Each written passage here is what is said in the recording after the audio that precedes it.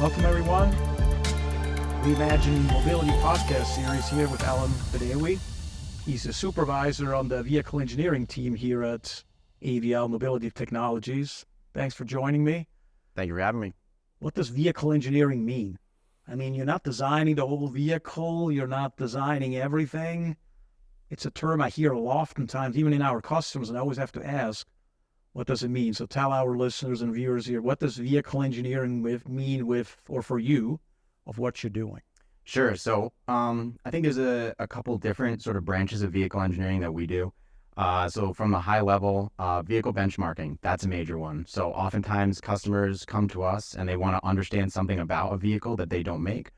Oftentimes even for their own vehicles, to be honest, because there's certain things that we have the capabilities or the capacity to do that maybe even OEMs don't. So benchmarking is a big one, which is essentially fingerprinting of a vehicle. So you want to find out everything about it. We'll put lots of sensors on it, all different types of test maneuvers, and we want to get an overall kind of picture of the whole vehicle. Another thing in vehicle engineering would be integration projects that we do. So, and that's a big one. Oftentimes larger scale vehicles, trucks is pretty common. And we'll either be integrating a new component or changing the architecture of a vehicle, things like that. So some projects that I've worked on in the past was essentially converting trucks or buses from either gasoline to electric or some type of hybridization. Fuel cell stuff with hydrogen is getting really popular now too. So that's a big one. Then I would say the third section of vehicle engineering is much more broad and all-encompassing, which is really a customer comes to you and says, I have some kind of problem, or I want to just figure out something. And it doesn't necessarily have to be the whole thing of a vehicle or any specific test necessarily. It could just be a certain use case maybe that they want to understand more about, or if another vehicle has an interesting component that they want to understand more about. All of those things I would say would fall into the very general vehicle engineering and sort of the consulting services that we do within in the vehicle engineering space, yeah. So homologation then would be part of vehicle engineering. Yeah, so homologation would fall into usually the benchmarking step of things. So often for our programs, we'll test lots of stuff. So on-road testing and on the dyno, when we get to the dyno portions, that's where we do a lot of the homologation. And especially in recent years with the rise in BEVs and so many more BEVs that people are interested in, learning that new process essentially and everything that goes into, how do you get that range number on an electric vehicle, things like that.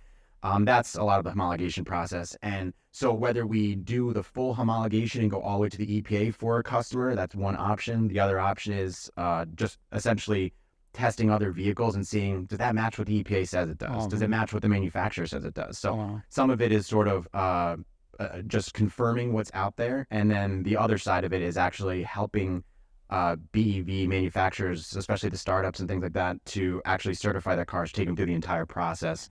Multiple cycles of testing and full discharges and recharges, all that kind of stuff. So we have some technologies at AVL where we help with range extension. You just mentioned it, right? So somebody currently can drive, let's say, 300 miles on a full charge. They say, we would love to push you to 350. Can you elaborate a little bit what we do? I know there's energy management. It's sometimes a subsystem focus. Sometimes we're told, hey, you can make changes to the complete system, which may make it a little easier, right? Different consumers can be scaled down, or depending on when they need to be active or not, turn them on, turn them off. As the more complexity you want, the more extensive it gets, but potentially also the more beneficial as it relates to range in this case. Right. But tell me a little bit, what do we do in this space? Again, when somebody comes and says, if we could get this to 350, my boss would be happy, the consumers would be more happy, and all that. So speak a little bit about that. Yeah, so actually I recently did a program that was that very same thing, where essentially the car was brought to us to get ready for this homologation process, and they had a target of greater range than what they were able to achieve initially. A lot of times, I will admit, those targets tend to be fairly arbitrary. It's always looking for a number. So it's kind of better to come about from the opposite approach and start to maybe tweak things on the bottom end in calibration and then sort of see where you can get. But of course, we're always trying to get the most out of it. But from our perspective, there's kind of two different paths that you could take with this sort of, I guess I would consider optimization. And it really depends on what stage the manufacturer is in their process, if you can go a hardware route or a software route, right? So from hardware, all kinds of things. Obviously, a bigger battery gets you more range. That's one option, right? But obviously, That's the easy one. yeah, right, the easy one. Sometimes, yeah. But oftentimes, other hardware components that could be changed, a lot of it ends up being in the HVAC systems and the thermal conditioning and things like that. So pumps and heaters and things like that. How much are you heating the battery, conditioning it? How much are you heating up the motors? How much flow are you putting through everything? So like you said, it was kind of optimizing the consumers. And the other thing is that from that perspective, so you want to optimize, a big way that you can get your sticker number up essentially is to optimize your testing in extreme temperatures. So if I can, I'll actually hop into a little bit of the homologation process. But so essentially, especially for BEVs, there's a 2-cycle and a 5-cycle process. So the 2-cycle, you run your highway and your city cycles, and you do a full depletion in that whole process. So essentially, you get your efficiency information from the cycles, and you get your full depletion energy from the battery. So that gives you technically everything you need for a sticker, for the label. You have your range and you have your efficiency. Now, when you get those numbers, the EPA essentially, and this dates back to all of ICE calculations as well. So that's the interesting is that not really a lot has changed from the actual calculation perspective going from ICE to BEV. A couple new processes, but it's interesting when you go through all the papers, most of the calculations are just screenshots from the old stuff from ICE. So it's really, it's just replacing CO2 per grams per mile or something like that, or MPG with now kilowatt hours per 100 miles, something like that. So, yeah, you get your 2-cycle data, and now, okay, you got a range and you got efficiency. Now, what the EPA says at that point is, well, we know that you're not going to get that range all the time. So what we'll do is we'll give you a 30% reduction in everything, your range, your efficiency, all of that. Okay, 30% down. So it's called the 0.7 factor. Now, as a manufacturer, you might say, well, I don't like how much it brought that down. I want to prove to the EPA that my car is better than what you're saying it is. So now we enter the 5-cycle testing. So that breaks it down into, again, you do your city, highway, plus you do an aggressive cycle, and those are all at your normal ambient temperatures, you would say, with no HVAC. But then you do the 2 extreme temperature tests, essentially, which would be SCO3, which you're up at 95 degrees Fahrenheit, and you have solar loading coming down, and you're running the AC. So you get to see all of the efficiency effect from that. And then you also do a cold depletion test, which is essentially the city cycle repeated over and over again, and you're running, it's at minus 7 degrees Fahrenheit, and you're running the heat during that one as well. So now you kind of get your bookends, and based on that, you put all of these calculations back in, and those 5-cycle numbers compared to the 2-cycle numbers actually get you a new factor. So the interesting thing and the challenge with some of the customers, and you even see it in production vehicles now, is you might do all of that testing and then you come back and your factor is worse than 0.7. It's 0.69 or 0.68, and right? And so in the end, and I've seen also even manufacturers, OEMs, that you go and look for the data and they only post 2-cycle because they either all of the extra effort that went into getting the 5-cycle wasn't worth it to them. They didn't care about the range number so much. Yeah. Examples like the Porsche Cayenne, the EV that they did. They never even did the 5-cycle stuff. And maybe it was better, maybe it was worse, but also they probably don't care much about the label, right? It's a performance car. So essentially, in the end, the manufacturer, I think, often will try the 5-cycle and then see where they are, right? So in the program that I did recently, we tried the 5-cycle and it was that very same situation. So the factor came out to like 0.68, I think. And so then we went back and essentially tried to make all these improvements on thermal, HVAC, all that kind of stuff. Trying to decrease the pump speed, how much they were running, balance out the temperatures a little bit more. There was a big opportunity that we could have made a very large change hardware based if they rerouted maybe, I think it was the coolant reservoirs, and did some different routing essentially from a hardware perspective.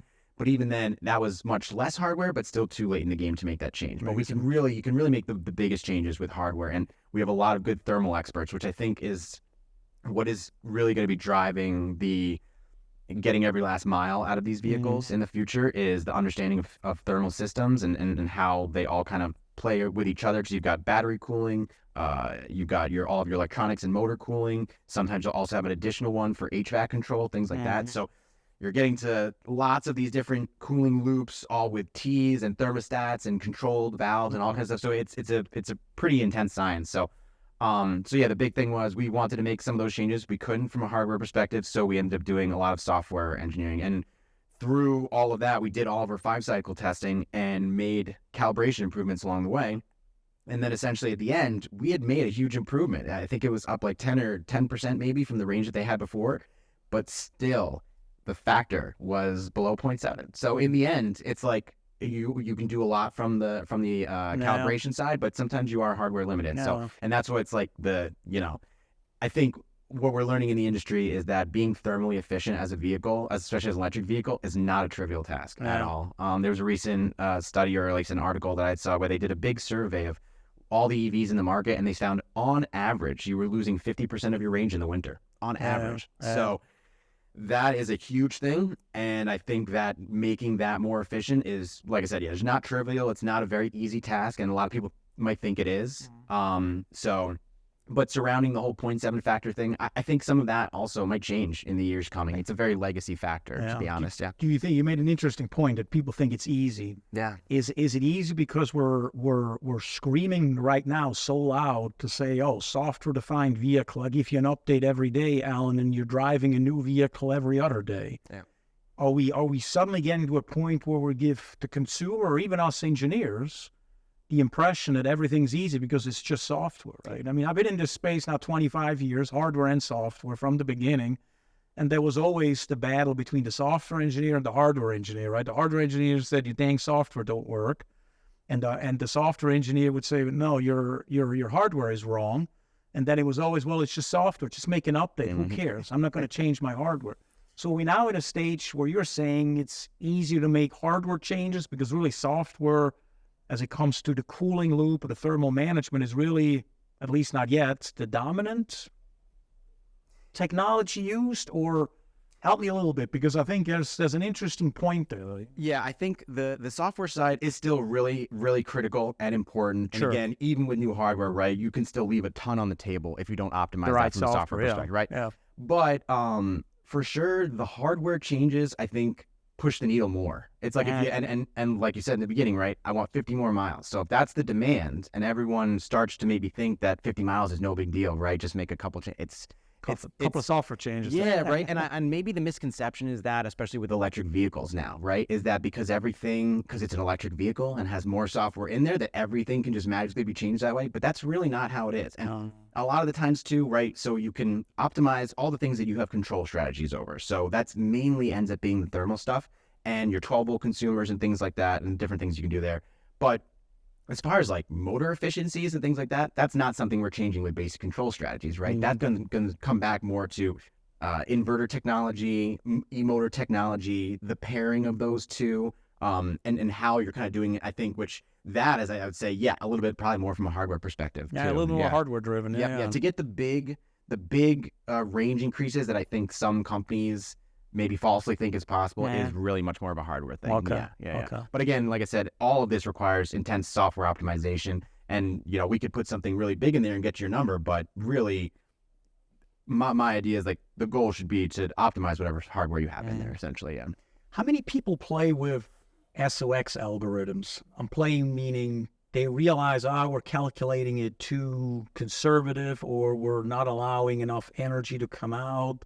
Right, I hear a lot of times from, like, say, Tesla, get another update, and then suddenly I get either more or less, right? And people complain one way or the other. I think they do most of the updates, what I'm hearing from that regard. So how much is there then? Again, not thermal management, but more, again, going back to the range. How much is there when people say, okay, now we have data for 6 months. Maybe we use AI now to realize we're really not calculating the right way. There's really a whole lot more I can get out of these individual cells that are out of my existing pack. I can get you 75 more miles than 50. How much is that? How much do you see that? Yeah, it's an interesting topic. We haven't worked directly, or at least I haven't worked directly seeing a manufacturer making those changes, but in the benchmarking, we do see that the usable battery energy changes over time, for sure. And I think, like you said, using AI tools and being able to, I think the big limitation in all of this stuff with optimizing these electric vehicles is, what to do with big data, right? Huge amounts of data that even some of the best tools, it's hard to maybe pick out the little nuances that you're trying to find. But I think when we get more into these AI tools, we're going to be able to crunch massive amounts of data. And Tesla does a good job at this, right? Because they crowdsource so much from all their vehicles, right? So they can look at 1 million, 2 million miles worth of data and say, okay, well, we have this SOC limit and the batteries aren't really degrading. So maybe we can widen that a little bit, right? So now when you have your 0 to 100 on the screen, really the battery goes probably 5% lower and 5% higher. And it's shifting that usable range up and down. Can you drain out more? Can you put in more? That kind of thing. Yeah. And the other interesting thing is that SOC, that value, your state of charge, is such a fluid number in most vehicles too, because it's constantly being recalculated, essentially, based on resistance checks and temperature and your voltage at the time, aging and whatever else. Exactly. So a lot of people have this misconception too that SOC is like a finite number or a very I would say like a concrete number that you could rely on. Like 75% today was the same as 75% tomorrow, and that is really just not the case. It's very much recalculated all the time. When you talked about how can you improve the thermal management, which then hopefully gives you more range, hopefully the range more, the additional range you want, how much does simulation play in this? How much do we use simulation tools nowadays? Yeah, so we use simulation quite a bit, and it kind of depends on the customer, but we're trying to we're trying to have our customers see the value in that more. So more often, basically, and we did do that for some of this last project, is essentially, if you can get the customer to maybe give us a good simulation, some type of model of some of their hardware in their kind of vehicle, and then we can play with a lot of the calibration changes or even small component changes on our end, and get to maybe the answer they want quicker, or at least cost less, essentially, right? So we're moving towards the space and just really trying to get customers more and more on board with it, is that let's do a lot of simulation work up front, and then or maybe a little bit of real work to get all the inputs we need. Let's do the bulk of it in simulation, and then let's come back here to verify in the real world, right? It's never going to be exactly the same, but that's, I think, how you skip a lot of the physical work that has to get done that could be rather costly. So yeah, we're definitely trying to move more into that space, and we have a lot of good talent in the modeling space. So that's something that we're trying to offer more and more, and kind of get people to come on board with, because especially with the EVs now, so much of it is you can really get good simulation model for kind of like a e-motor transactional package, and then maybe we go and do component testing on another vehicle and understand what their e-motor package is like, and then the customer over here says, well, what would it be like if we put theirs into ours? Will that get us closer? Because they're maybe using a newer technology, and the OEM is not necessarily going to go in and develop all that technology first, right? You want to see, what is it going to be like for your vehicle? Is this a worthy path for us to travel down, essentially? So I think that, the simulation aspect, which is getting more and more popular, it can really make everybody more efficient and effective, because you're doing a lot more, I guess, planning and direction setting up front, and maybe not wasting as many efforts down the line where it's that wasn't very fruitful. So why did we go down that route in the beginning? So interesting. In your opinion, people are into thermal management, our customer base, let's say, right? Which all mobility, anything from on the ground, in the air, and in space soon too. What are people mostly missing? Is it they're missing that, no, it's not software. Software will not fix it. There's a major hardware component you got to address first if you want to get more efficient. Is it, no, you could do a lot of software. Is it, you miss the fact that you're calculating your SOX algorithms wrong, too conservative? What is it in your opinion? So I think actually a lot of it does come down to hardware, and at least how you route your thermal systems. Routing, I think is critical. Routing. Okay, Essentially, how are you connecting all these loops together? How do the different loops have to share coolant, right? Because the whole, you have these really advanced thermal systems, but the idea in the end really is to be able to control each sub loop as their own temperature, right? You want this for HVAC, so when I'm bringing the heat in, this is what I get. I want to control my motors to this temperature. I want to control my battery to this very specific temperature. Maybe I want to preheat my battery, but not my motor, right? So it's making the early decisions on how to route everything and link them together, where you share reservoirs, all that kind of stuff. So it's I think a healthy, and then a lot of times when we get to it, even if all that is good, it's that everything is just not optimized yet, which is really take some of the physical testing and then say okay, well, can we reduce this flow rate a little bit, and maybe that cuts down our consumers. But what often I think comes up is that like we said, right? Being thermally efficient is not easy. It's not trivial. We're all learning as an industry, I assume. Still, Exactly. right? Yeah. And so when you have thermal experts that can really look at it, the first thing that they start saying is they come in with essentially hardware changes. Like, oh, okay, so now when you're running this, your e-motor is heating up, but it's causing your battery to heat up, but you didn't want it to. But it's because that's after this in the loop, and we don't have any intermediary to stop that. So that, I think, is because then it's also harder to like optimize really finitely and squeeze every last bit, because you're always going to have to make a compromise with like this other loop or something like that. So I think, yeah, a lot of it comes down to how you route it, how you position the loops, where you put your components in line, things of that nature, I think have a big difference. Yeah. Okay, cool. Last question. Yeah. What do you see in homologation, thermal management, the stuff that you're working on? Pick one of the topics you're working on, many of them I know, that you're going to see the biggest change over the next 5 years, technology-wise, purely technology-wise, or maybe what the customers want in a vehicle, right? Sure. Either going back to old technology because it's better, more reliable, more efficient, whatever, or no, scrap all this old stuff. The next generation EV that we're doing is going to use this technology. What do you see over the next 5 years? Maybe 1 or 2 points that you see. Sure. So the big one that everyone is very interested in is, and it sort of plays into the thermal part, but again, it's for like getting your overall efficiency better, but it's the 12-volt management. It's actually became much bigger than I ever expected it to be. Okay. You think that EVs, right? So not everything is 12 volt or everything is electric, so it just makes it easier, but really it's because you have a battery and everyone looks at your range in a way that they never looked at a gas tank before, right? No one ever cares how big is your gas tank, how far do you get in this? So we've added in a whole new aspect to how consumers view everything, how the EPA uses it, but we kind of came out of nowhere, right? It's like no one ever cared how much you could fit into the car.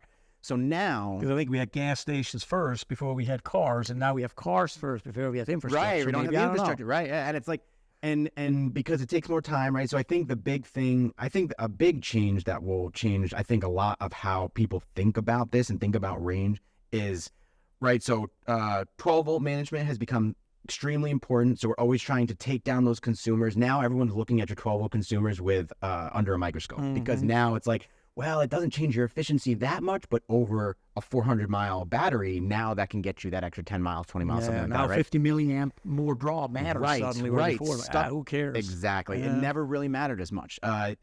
Everything in the ICE world from the 12-volt perspective, I felt was much more forgiving, I guess. And you didn't see those same, and again, you weren't worrying about the range. The other thing that I think is going to really change how people think about this will be battery technology and power density.